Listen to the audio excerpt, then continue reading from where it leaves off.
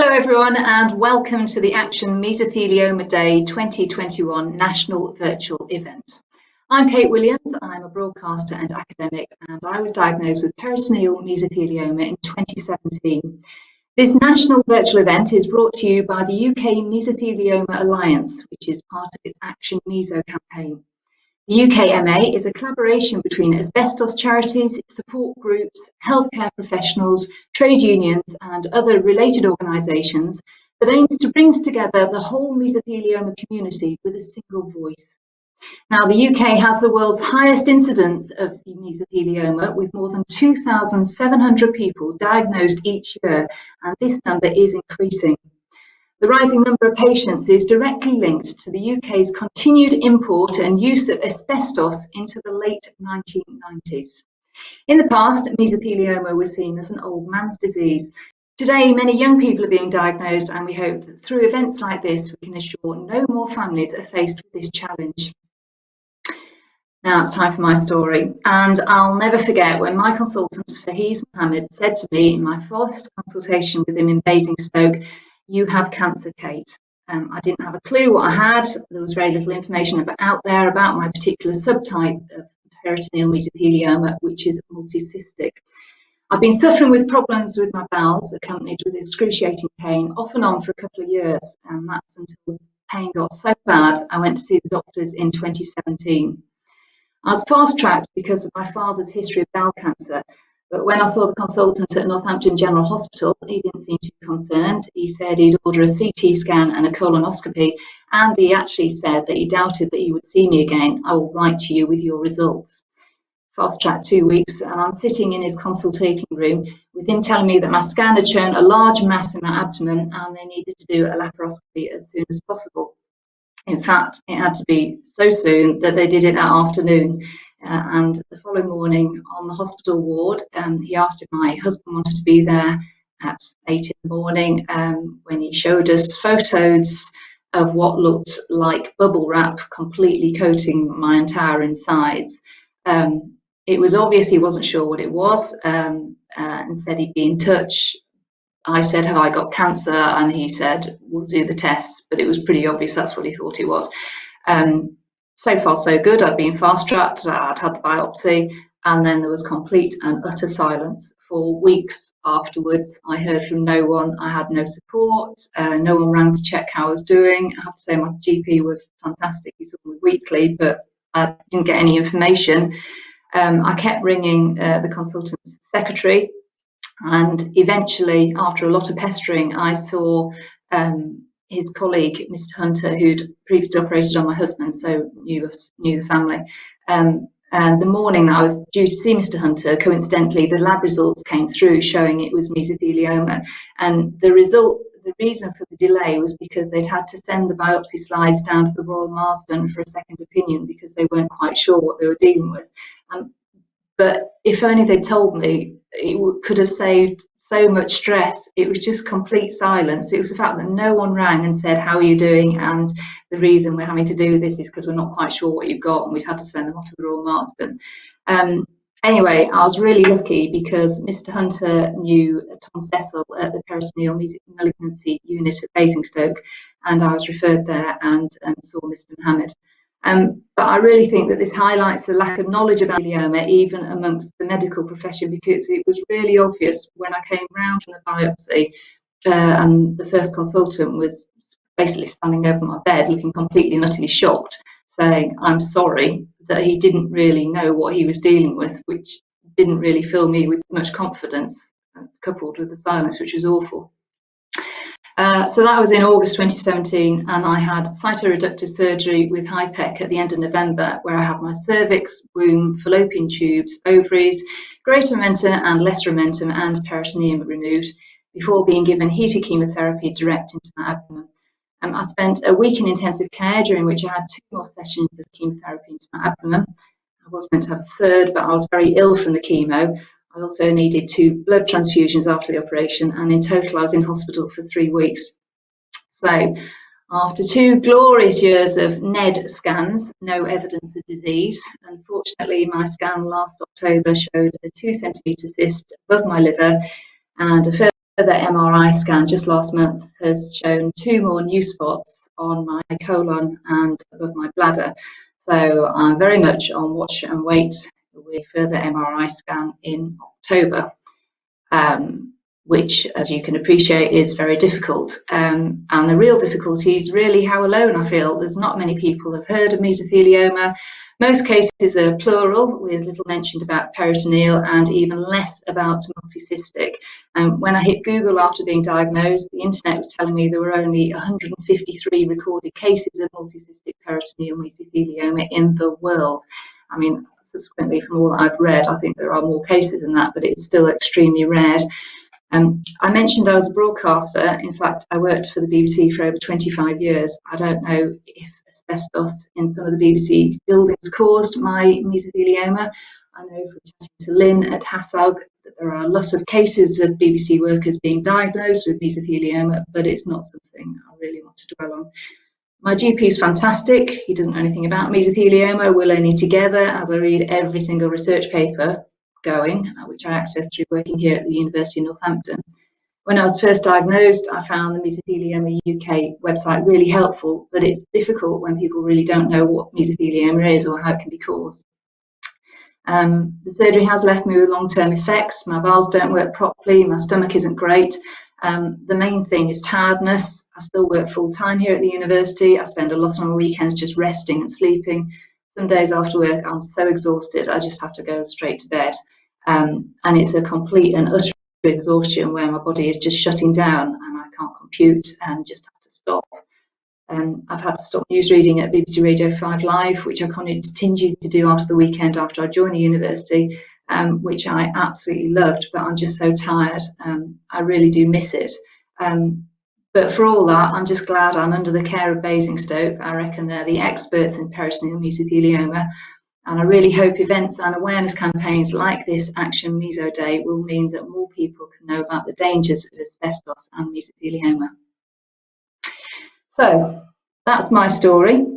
Well, our first guest hardly needs any introduction. Everyone in the mesothelioma community knows Mavis Nye, so it's over to you, Mavis. Action Meso Day has been held every year, and I've been to them since 2010, actually, was my first one. And what it is, we all come together in the meso world so that we can talk and hear about mesothelioma, what are the latest trials and what is the latest treatment, and also an excuse to meet up. But of course this year has to be different. We are all Zooming. So this year is about coming together, and you can and we've managed to bring together support groups, asbestos removal companies, law firms and training providers. We're all meeting up together on the 2nd of July, and we will be talking about our view on mesothelioma and asbestos, more about asbestos now, which is brilliant because we're raising more awareness all the time. We wanted to raise this awareness for about mesothelioma because people can't say the word, so we've been videoing how people say the word and so they get it right. But most of all, I'm really pleased that the youngsters have joined in this year. That's what we needed. We need to get through to the youngsters because everyone thinks it's an old man's disease, and it's not. And we're proving that it's not because we're getting younger and younger victims.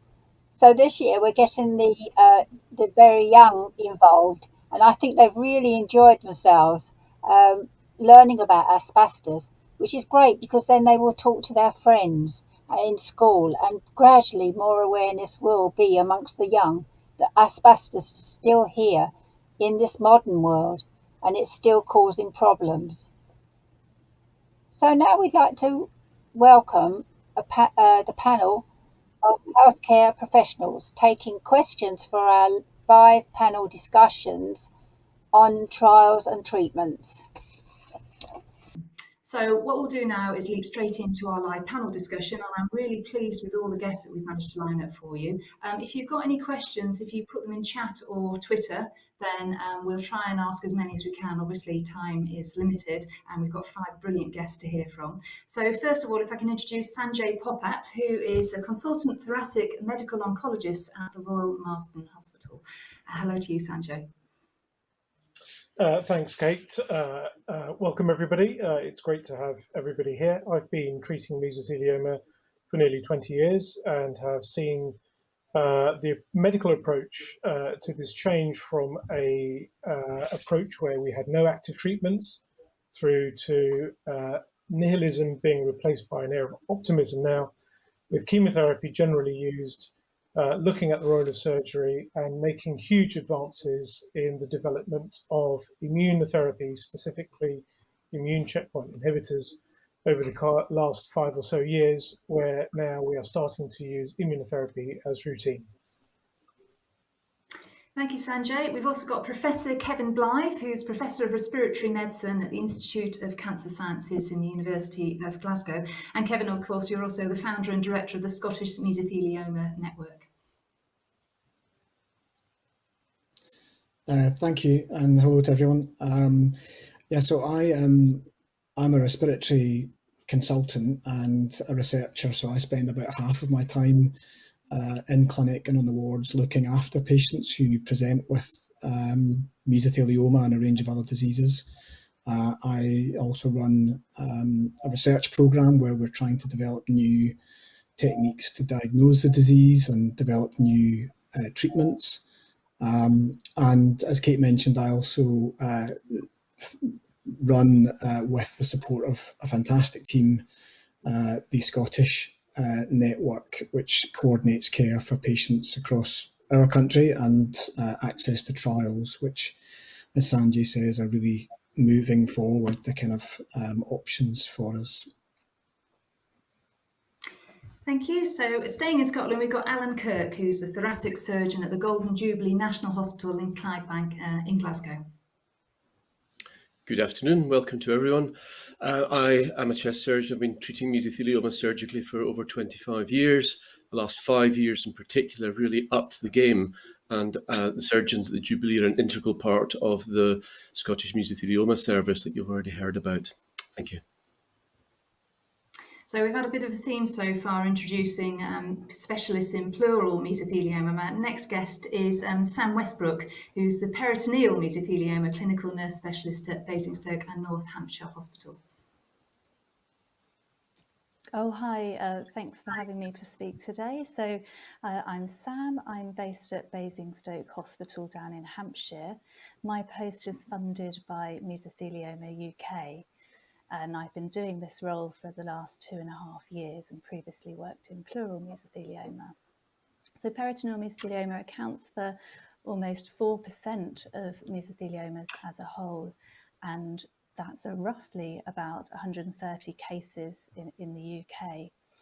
We run at Basingstoke a national peritoneal mesothelioma MDT, and we approximately discuss about 60 new cases a year in our MDT. It's a complex pathway for peritoneal patients, and it's not uncommon to hear patients with a long time to diagnosis. We're trying to make breakthroughs with trying to establish an optimal treatment pathway for patients. And I offer support for patients online virtually with a support group each month. Thank you, Sam. And another post funded by Mesothelioma UK and going to Wales. I feel like I'm doing the Eurovision Song Contest here. We've got Sarah Morgan, who's the Mesothelioma UK Senior Clinical Nurse Specialist and Project Lead for Wales. Hello to you, Sarah. Hello, Katie. Thank you so much. Prynawn croeso e bawb. So, hello everyone else there, and thank you so much to the UK Meso Alliance to ask me to be on this panel.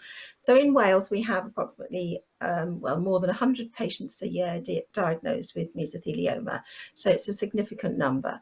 And my first interest in mesothelioma was as a district nurse when I saw my first patient in 1993. So that was, as Sanjay was saying, the time when there was no real treatments and trials and no great understanding whatsoever of mesothelioma.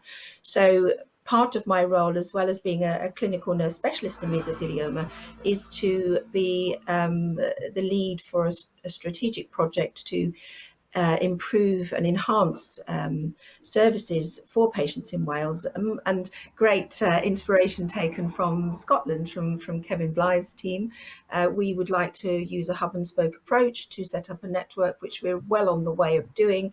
We have a large number of very interested specialists throughout Wales for mesothelioma, and we would like to set up an all Wales mesothelioma MDT, which we do not have at the moment, to ensure that patients across Wales get equity of treatment and options for trials.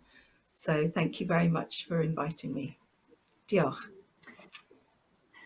Thank you, Sarah. So we heard from Sam that there's about 130 cases of peritoneal mesothelioma in the UK. Obviously, there's a lot more pleural mesothelioma, and I think from the fact that we've got Wales, Scotland and England, all areas of Britain represented, it shows that it is quite a problem. Sanjay, just how widespread a problem is it? You said there's now an air of optimism. Are there fewer patients, more patients?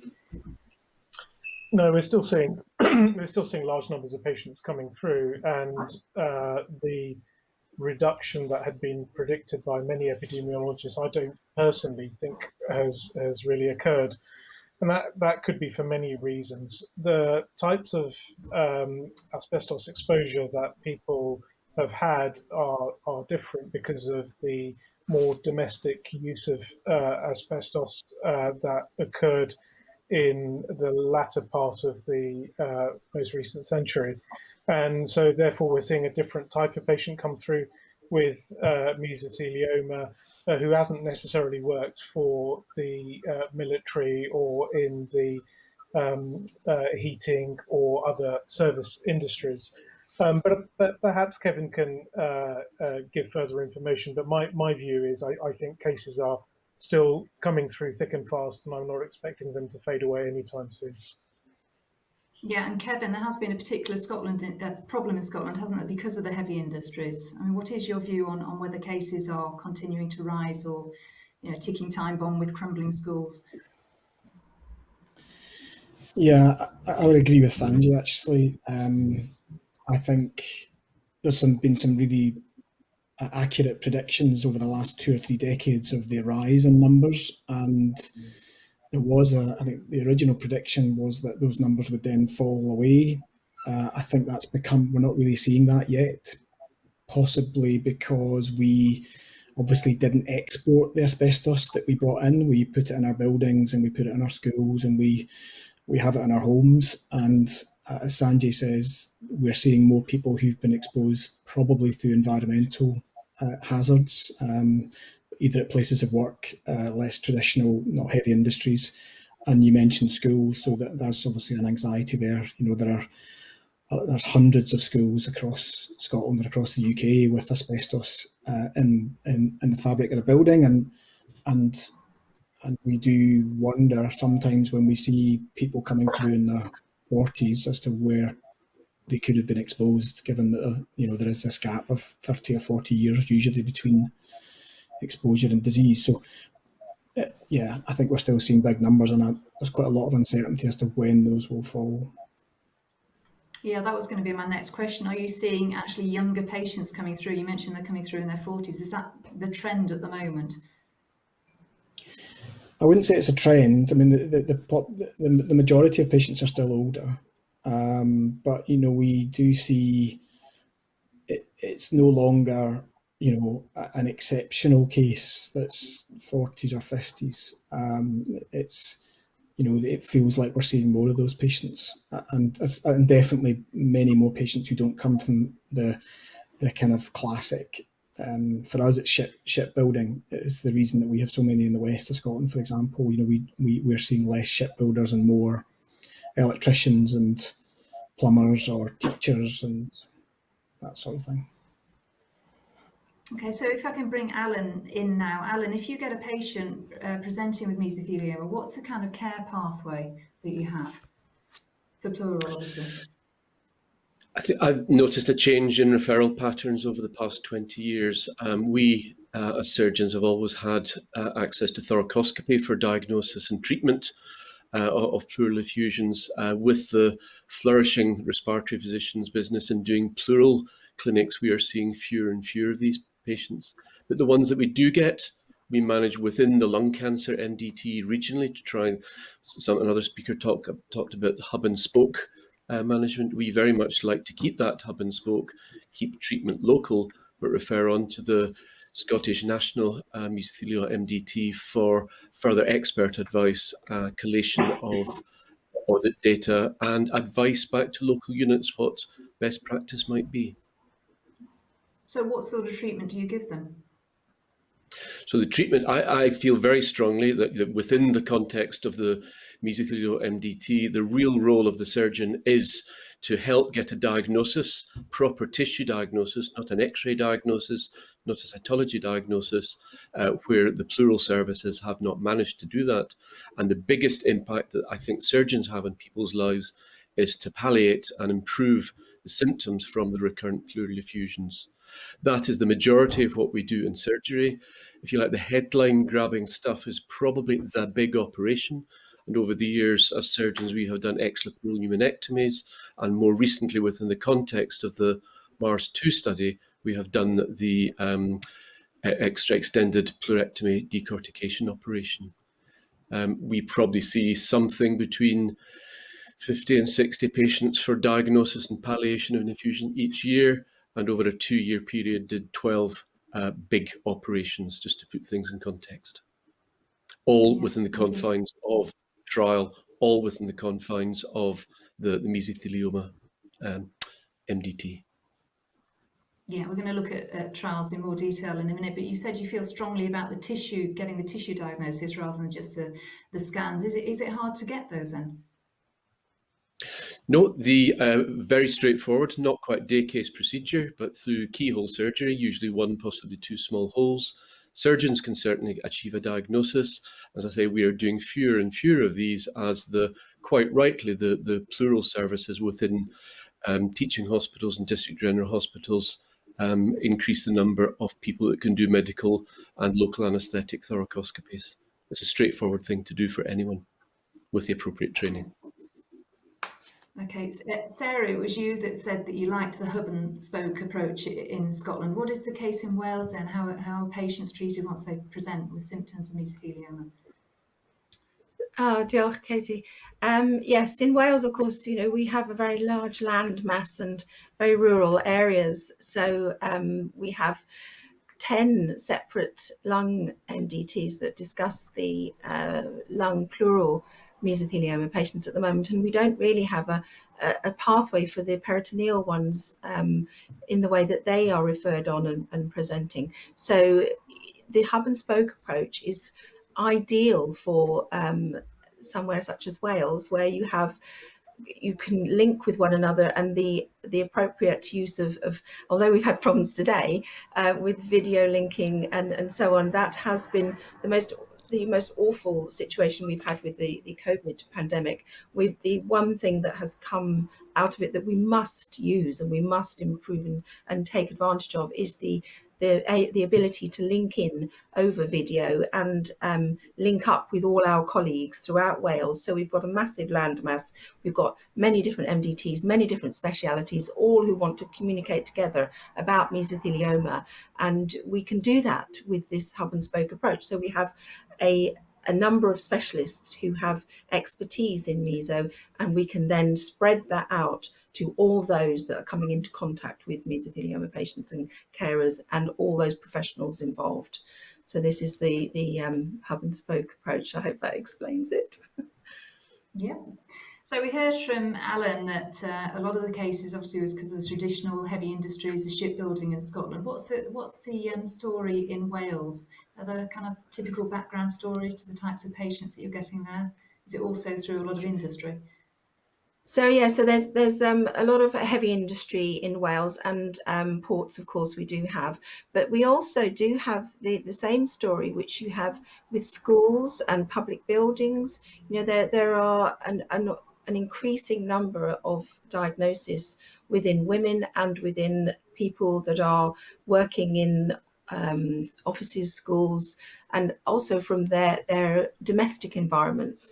And on the Mesothelioma UK website, that we've done quite a few studies that have been looking at this, looking at healthcare workers, looking at different gender experiences in the diagnosis and management of mesothelioma, and the shared experience that people have of mesothelioma. So we've done a patient and carer study, and also a study to show the value of the specialist nurse in managing and utilizing services to improve care. So yeah, there's a lot of different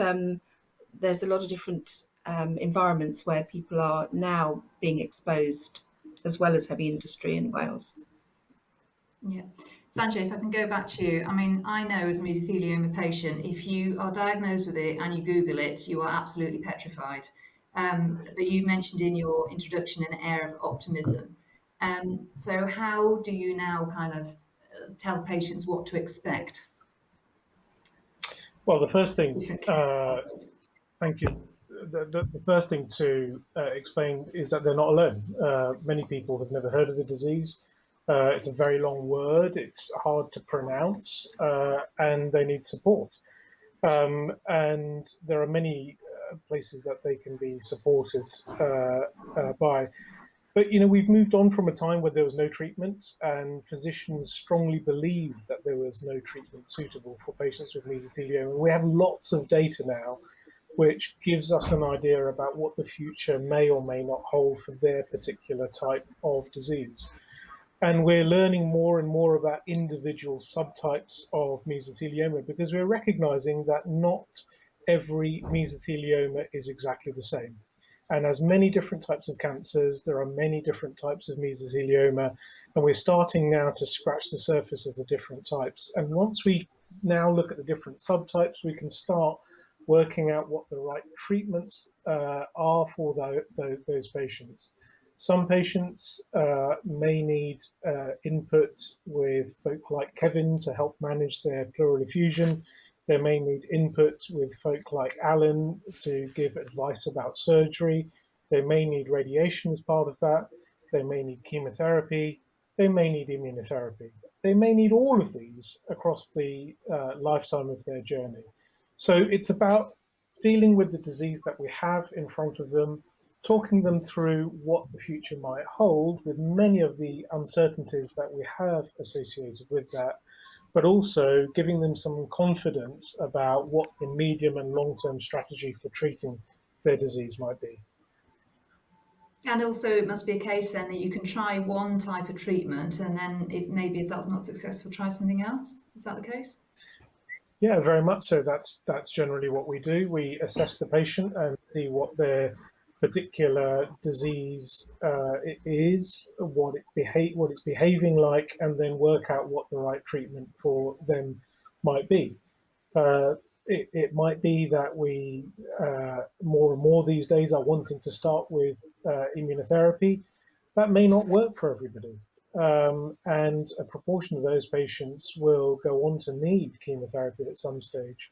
For some patients, immunotherapy is not accessible currently, and we would recommend we start with chemotherapy, but we may want to use immunotherapy there afterwards.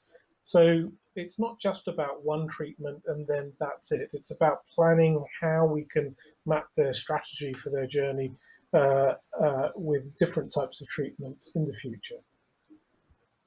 And let's bring Sam in now, because as you say, peritoneal, there's not as many cases, but there are different treatments, are there? I mean, how do you deal with peritoneal patients? Yes, Kate, thank you. There are a variety of options for patients with peritoneal mesothelioma, and like all the other cancers, they're discussed via the MDTs, and we're striving for peritoneal patients to be discussed at the national MDT. In terms of surgery, that is for carefully selected patients, and it's known as cytoreductive surgery with heated chemotherapy. We shorten it to CRS and HIPEC. And that's usually for patients with low volume diffuse disease that's free of the small bowel, and more often or not in those with a favorable histology. And where a complete cytoreduction can be achieved in patients with a good fitness and no spread of the disease outside of the tummy. And similarly with the pleural mesotheliomas, if surgery isn't advisable, then they can consider with their oncologists some chemotherapy regimes, such as a pemetrexed and a platinum agent.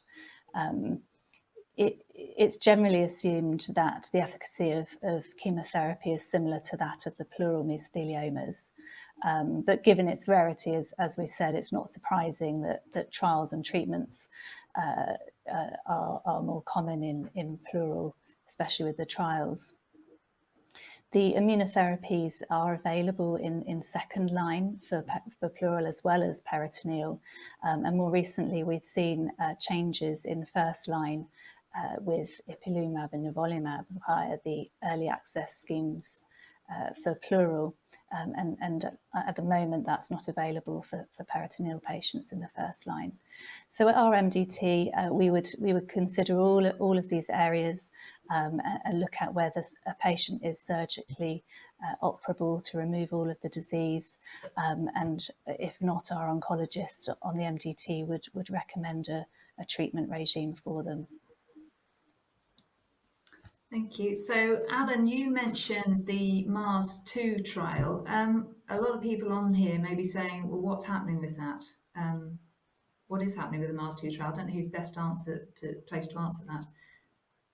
Okay, Kevin and I could probably do the same. MARS-2 has closed. It has fully recruited. Really good engagement from the thoracic surgical and oncology community throughout the UK, and is probably 18 to 22 months off reporting follow-up data. So we're not recruiting anymore, not doing these operations within the clinical trial. And is that time scale about right, Kevin? Just less than 2 years till it reports? Yeah. So, Kevin, you probably better explain what exactly is the MARS-2 trial. What are these patients going through? Yeah. Okay. So I mean, Alan's mentioned that surgery has had a long history of use in mesothelioma, and there's been a long experience in various parts of the world where groups have shown that in some patients, probably quite well selected, fitter patients, patients can live for a long time after having had an operation to remove all of the tumour that can be seen.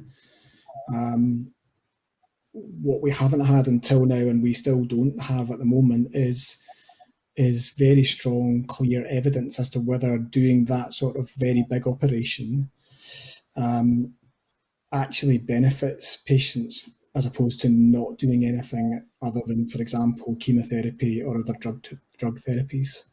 And so the MARS-2 trial was essentially a very careful study to randomise people, so essentially a flipping of a coin between having that operation done where all the tumour is removed but the lungs left inside, in combination with chemotherapy, as opposed to just having standard chemotherapy alone. And that should tell us, as Alan says, in just under 2 years, whether those who had the operation did better. And then we'll be able to sit with patients and confidently tell them whether or not that very big undertaking is really worth it in terms of extending their life. And until then, we remain as uncertain as we were. We would still, if patients come to us asking about can I have it removed, then we'll often have a conversation about surgery that is very honest and explains quite a lot of the uncertainties, and we would have a very careful process around that. Yeah, I mean, the key is to collecting the data, isn't it? But these are really big operations, and the quality of life afterwards sometimes can be affected, can't it? Yeah, absolutely.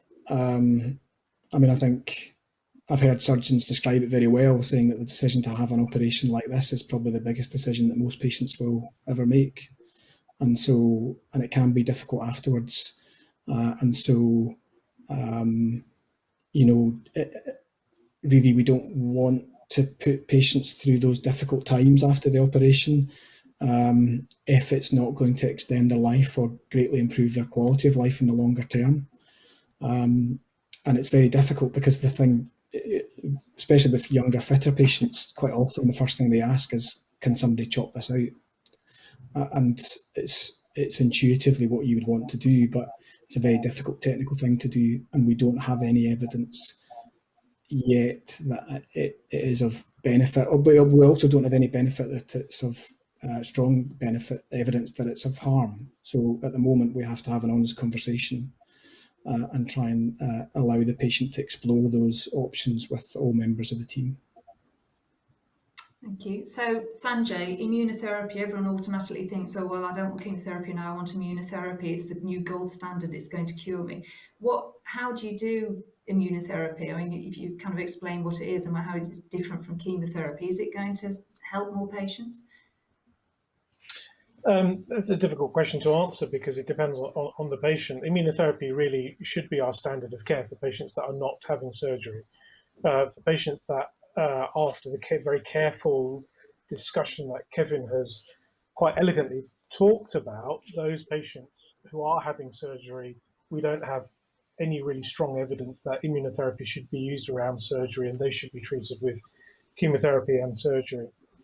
But for patients for whom surgery is not on the cards, then immunotherapy with two drugs, nivolumab and ipilimumab, have been shown overall to not only improve the survival of patients with mesothelioma compared to standard chemotherapy, but also their quality of life.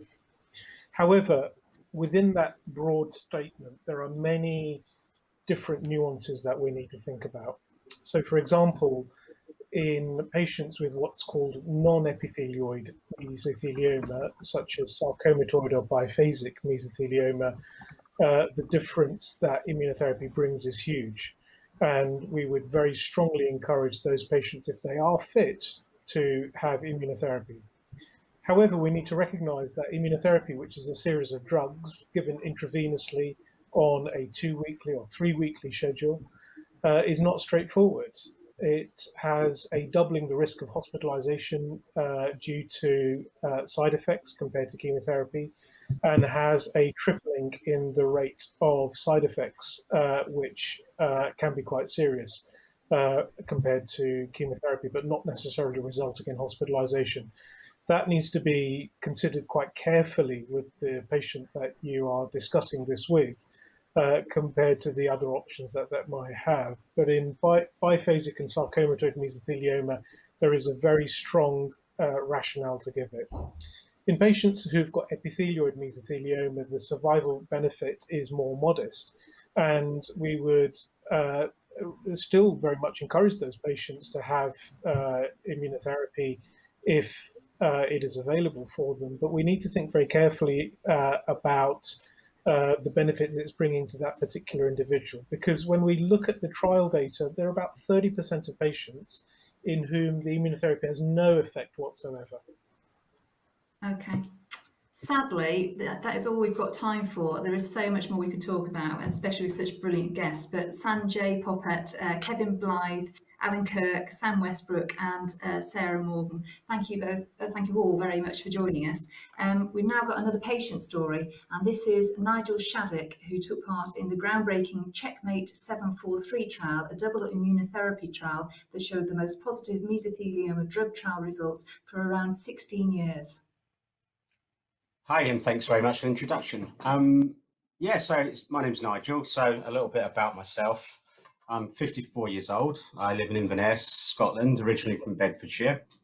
My day job is maintaining mobile phone masts and the mobile phone structure throughout Scotland's Highlands and Islands.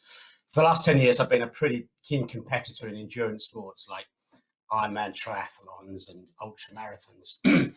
I was diagnosed with epithelioid mesothelioma in December 2016.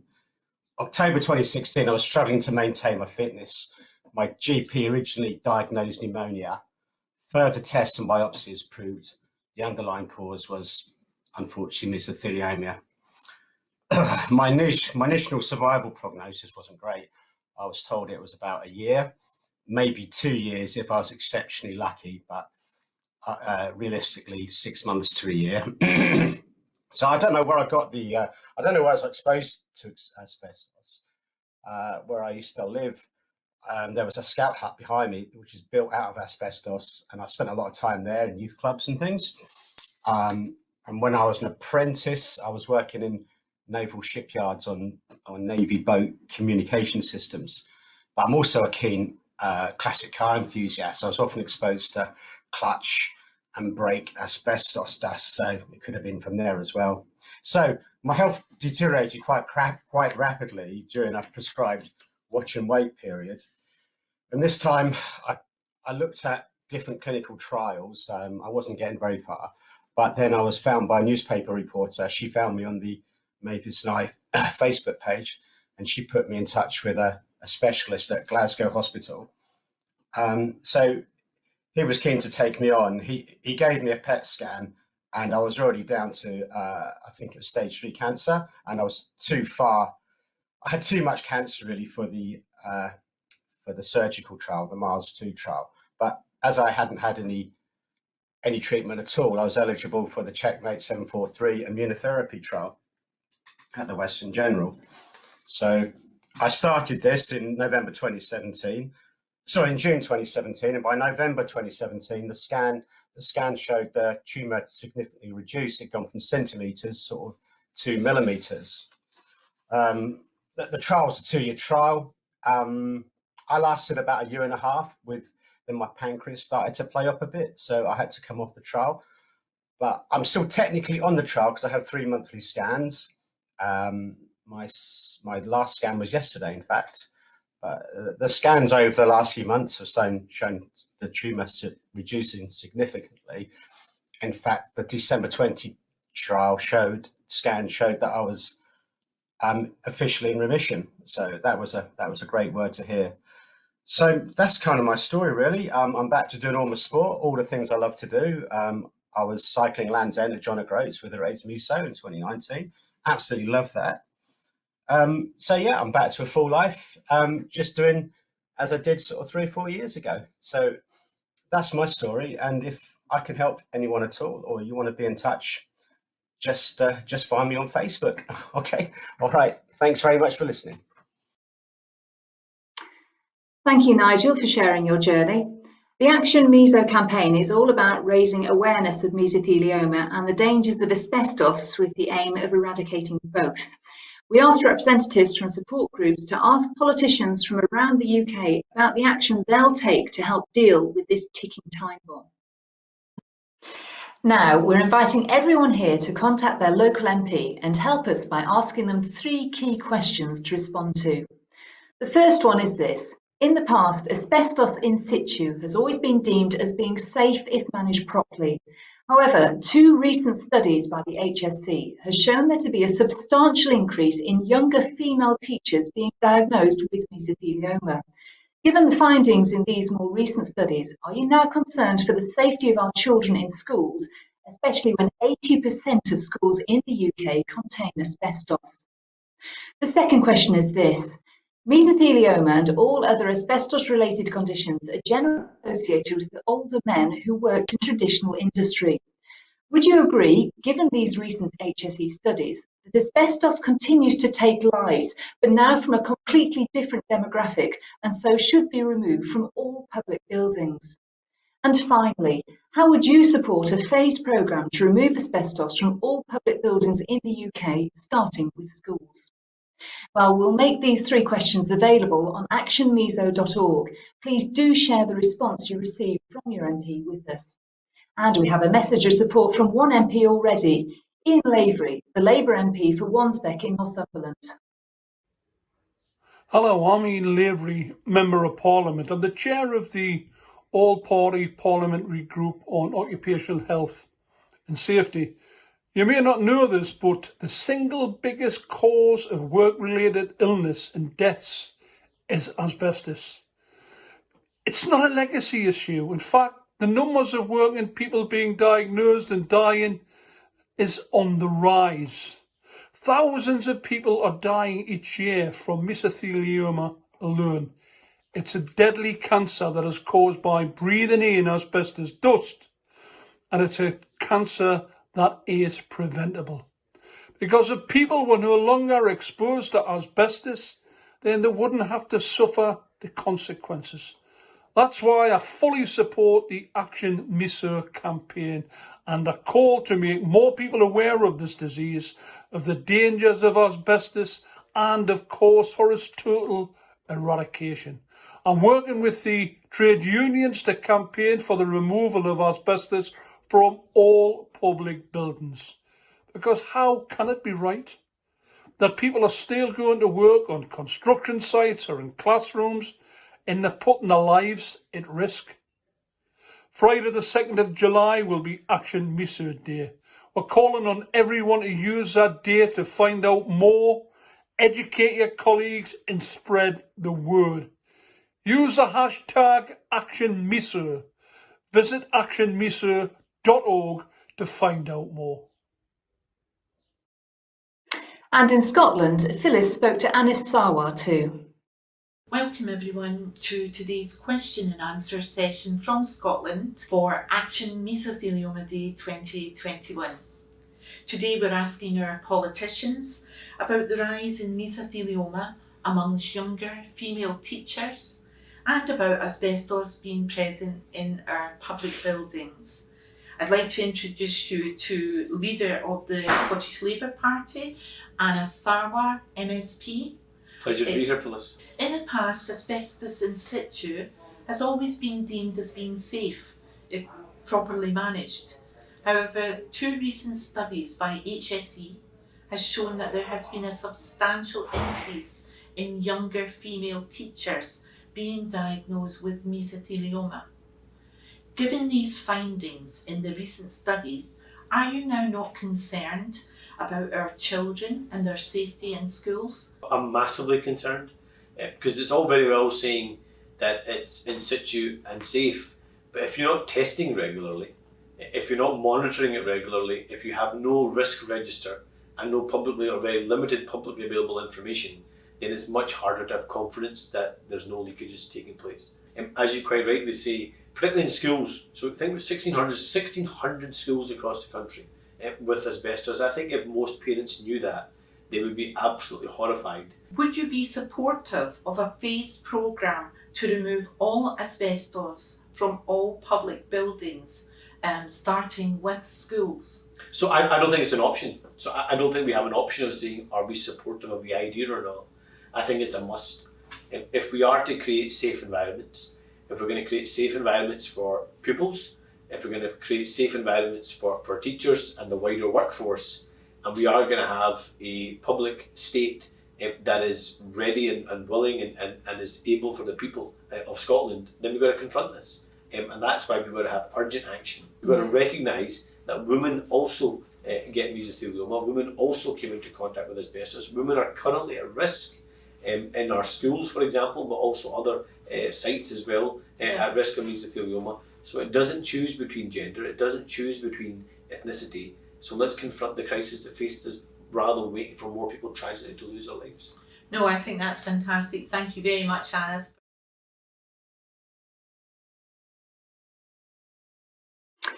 Thank you to the support group representatives and politicians for addressing this key issue. Now, Ray Nye, Mavis's husband and another very well-known character in the mesothelioma community, will read us one of his poems, written from a carer's perspective. This poem I've made is called A Carer's View. 12 long years of worry and fear, an evil disease has brought us here. But soon came the call from way up high. We have a trial, Mavis, for you to try. After 8 long years and many new trials, travelling for hundreds of miles, at last the words we longed to hear. It's amazing, Mayus, you are now clear. 2 more years, cancer-free, but it didn't last long, as you will see. We struggled and searched for a year in vain, and yes, we were accepted on a trial again. We cherish each day as it comes to pass. We live it and love it as if it's our last. 12 hard years and hopefully more to come, sitting together, enjoying the sun. Thank you, Ray. What a beautiful poem. Now, for the final few minutes of this event, we're going to hand over to the patients, carers and campaigners. So I'd like to thank you all for joining us and encourage you to sign up to the Action Meso mailing list at actionmeso.org and follow, like and share Action Meso on social media. Together, we can help assign mesothelioma to the history books.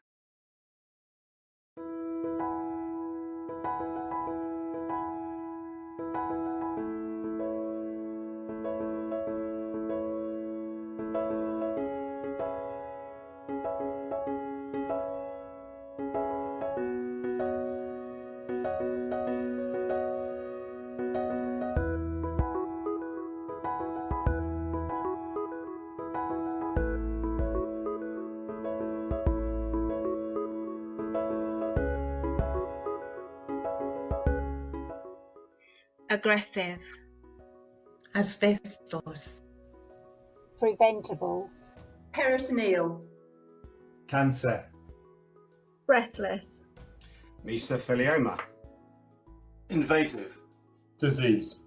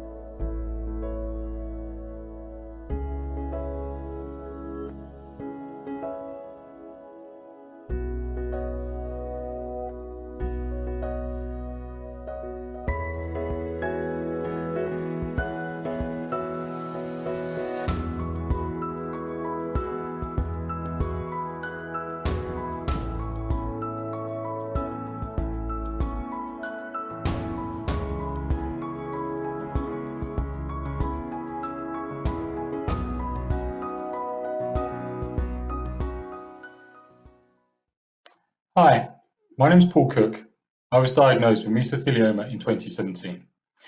I'm also part of the working group for the Action Meso campaign. So I've been asked to talk to you about our plans for 2022. Now obviously it has been a strange time for us all due to COVID, which is the reason that everything has had to be virtual this year. But one of the aims of Action Meso is to bring together the meso community.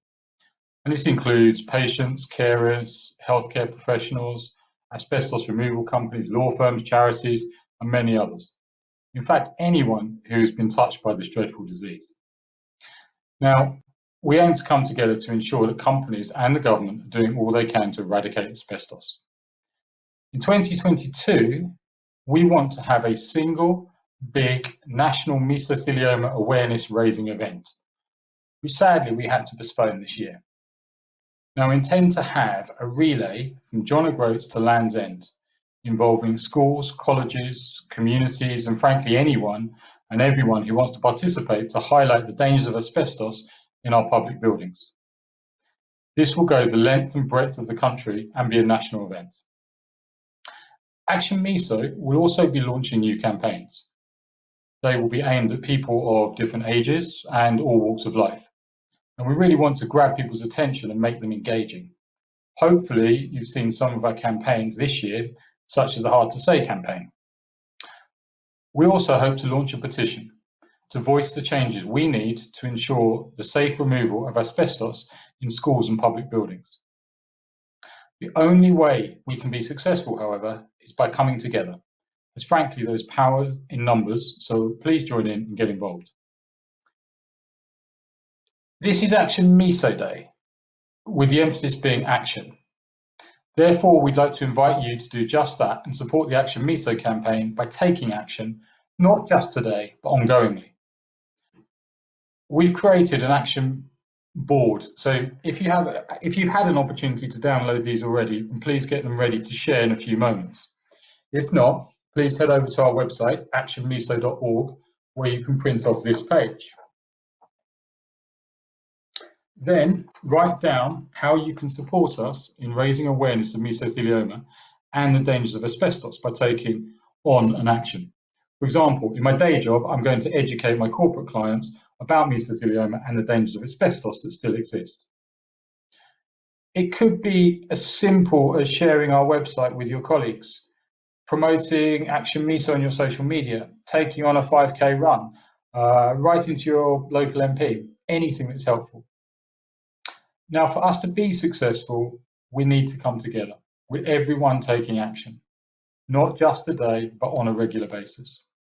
So whatever your action is, please share it with the hashtag ActionMeso or email it to actionmeso@sandstarcomms.com. So with that in mind, and to bring an end to today, could I ask everyone who has prepared their action to please turn on their cameras now and share on screen. Thank you for taking the time to join us today.